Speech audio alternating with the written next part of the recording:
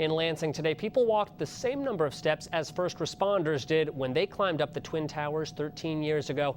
And as Ann Perrette reports, it's also a way to raise money for veterans who enlisted after the attacks.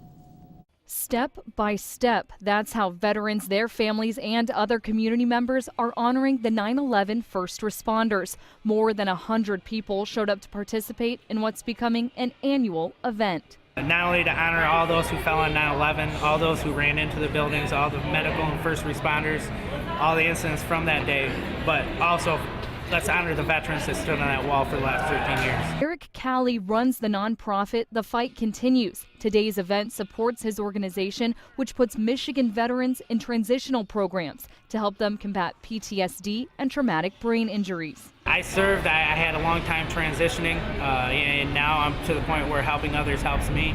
And so I make it my heart mission to help veterans all across the state of Michigan and across the country. Participants ran 7,056 steps at the Lugnut Stadium, one step for every step of the Twin Towers. Thinking about all those firemen and police that were going in, they did it with all their packs and everything on, and they were there for America. Calley's organization also presented awards to a civilian, a Purple Heart recipient, and the Marine Master Sergeant who got Calley back on his feet. Master Sergeant Smith has dedicated 21 years into the Marine Corps, the last 4 being here as the District Injured Support Coordinator.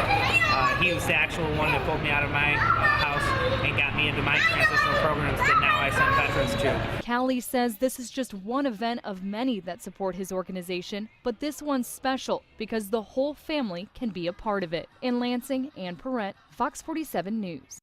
The Fight Continues is also partnering with Project Sanctuary to counsel a veteran's entire family once he or she comes home.